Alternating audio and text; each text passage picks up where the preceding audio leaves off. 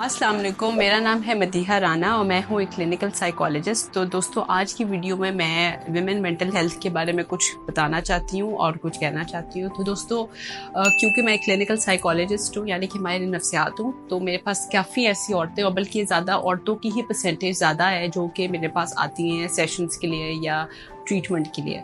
तो दोस्तों, मुझे तो ज़ाती तौर पे यही लगता है कि औरतें जो है हमारे माशरे में they are more prone to depression, anxiety और different psychological issues, irrational fears, phobias etcetera.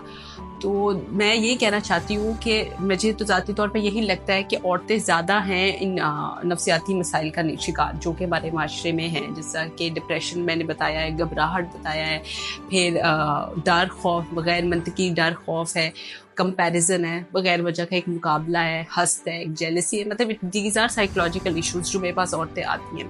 तो दोस्तों, जब उनके साथ उनकी हिस्ट्री ली जाती है, उनकी बात सुनी जाती है, उनको समझने की कोशिश की जाती है, क्योंकि आती तो वो मेरे पास काउंसलिंग की नहीं है, ठीक है। तो मुझे ज़ाती तौर पे यही लगता है कि अभी भी हमारे सोशल इश्यूज जो है हम लोग उनसे बाहर नहीं निकले, जिस तरह डोमेस्टिक वायलेंस है, तशद्दुद है, ठीक है, और डिफरेंट जो इश्यूज है। लेकिन ज़ाती तौर पे मुझे लगता है डोमेस्टिक वायलेंस एक बहुत ज़्यादा एक मेजर इशू है जो औरतों को फेस करना पड़ता है। फिर मेरे पास बहुत सी औरतें आती हैं जो कहती हैं कि हमें ऐसा महसूस होता है कि मैडम जैसे हम लोग कोई ऑब्जेक्ट है, यानी कि हम लोग इंसान नहीं हैं। हमारे साथ रवैया ऐसा होता है कि जैसे हमें लगता है कि हम लोग कोई चीज़ है कि इसको उठा के उधर दे दी, और दूसरा जैसा लोग ह्यूमिलेटिंग किस्म के अल्फाज लोगों के औरतों के लिए इस्तेमाल करते हैं, तो उनको लगता है जैसे हम लोग कोई चीज़ है। फिर वो ये भी हमें कहती हैं कि हमें इंसान होने के नाते भी नहीं ट्रीट किया जाता, कि लगता है जैसे हम लोग इंसान नहीं, कि ना हमारे जज्बात का, ना हमारे एहसासात का, ना हमारी थिंकिंग का, ना हमारी नीड्स का, हमारी चीज़ों का लगता है जैसे कोई ख्याल नहीं है, और सिर्फ अपनी ही सोच को जो सामने वाला है, जो अपनी ही सोच या अपना ही कोई पर्सपेक्टिव या अपनी नीड्स ही पूरा करना चाहता है। फिर कुछ औरतें कहती हैं कि हमें लगता है ऐसे जैसे कि हम लोग कोई सेक्सुअल ऑब्जेक्ट है, यानी कि अपनी जिनसी तस्कीन हासिल करने के लिए हम लोग कोई सेक्सुअल ऑब्जेक्ट है। तो मुझे ज़ाती तौर पे ये दोस्तों लगता है कि औरतें इसी वजह से साइकोलॉजिकल इश्यूज का शिकार है हमारे माशरे में, क्योंकि उनके साथ रवैया ऐसा होता है हमारे माशरे में इर्द गिर्द लोगों का, कि जिसकी वजह से वो इस तरह के साइकोलॉजिकल इश्यूज में आ जाती हैं। दोस्तों, यहाँ पे मैं आपको यही कहना चाहती हूँ, क्योंकि उन औरतों के साथ मेरा फिर काफ़ी एक अजाई बात है कि उनकी मैं डॉक्टर होती हूँ, उनको कंसोल करना, उनको ट्रीट करना, उनको सुनना, उनको समझना, तो हम लोग उनके साथ, तो मेरी एम्पैथी वैसे भी है उनके साथ। तो दोस्तों, मैं यही यहाँ पे बताना चाहती हूँ कि औरतों की जो अपनी ज़हनी सेहत है, सबसे पहले तो उनके अपने हाथ में खुद है, ठीक है। आपको खुद ब खुद एक स्ट्रॉन्ग वुमन होने का एक सबूत देना चाहिए। आपको नहीं होना चाहिए कि आप अपनी मेंटल हेल्थ के लिए, ठीक है, वो आपके इन्वायरमेंट के प्रेशर्स है, आपकी जो भी इन्वायरमेंट में आपके साथ माहौल में आपके साथ ज्यादती हो, ये चीज़ें आपकी प्रेशर्स है, लेकिन अपने आप को कैसे, अपनी मेंटल हेल्थ को आपने खुद से फिक्स करना है, वो कोई आके दूसरा नहीं करता। मैं उनको यही समझाने की कोशिश करती हूँ कि how to be a strong woman. तो अब देखिए, कई दफ़ा होता है, मैंने अपने ज़ाती तौर पर देखा है, एक्सपीरियंस किया है, और जब मेरे पास लोग आते हैं सेशंस के लिए, तो मैंने देखा है कि विमेन आर टू गिविंग, ठीक है, बहुत ज़्यादा देना, ठीक है। औरत होने के नाते, मैं भी एक औरत हूँ, औरत होने के नाते नर्चरेंस हमारा एक नेचुरल, एक बॉडी का, एक हमारी मेंटल साइकोलॉजी का एक हिस्सा है। नर्चरेंस यानी केयर देना, दूसरे को प्यार देना, दूसरे को मोहब्बत देना, ये हमारी एक विमेन मेंटल साइकोलॉजी का एक हिस्सा है। लेकिन इसमें बहुत ज़्यादा नहीं हो जाना चाहिए कि आप अपने आप को प्रायोरिटाइज करना भूल जाओ। तो कोई दफ़ा होता है उनमें जो एंगर होता है, वो फ्रस्ट्रेशन होता है, वो गुस्सा इसी वजह से होता है कि अपने आप को तो प्रायोरिटाइज करती नहीं है, कि अपने आप के लिए टाइम निकालना, अपने लिए, अपनी कोई मेंटल एक्सरसाइज के लिए, अपनी कोई फिजिकल एक्सरसाइज के लिए टाइम निकालना, वो कहती हैं टाइम ही नहीं है।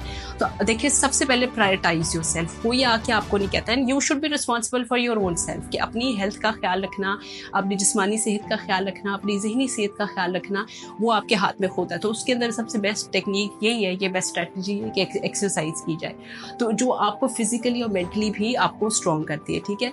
फिर आपकी एक बाउंड्री सेट होनी चाहिए, आपकी कोई टाइम की बाउंड्रीज, के सारा दिन में आप कैसे अपने टाइम को कोई आधा घंटा निकाल के अपने ऊपर कैसे आप यूटिलाइज कर सकते हो।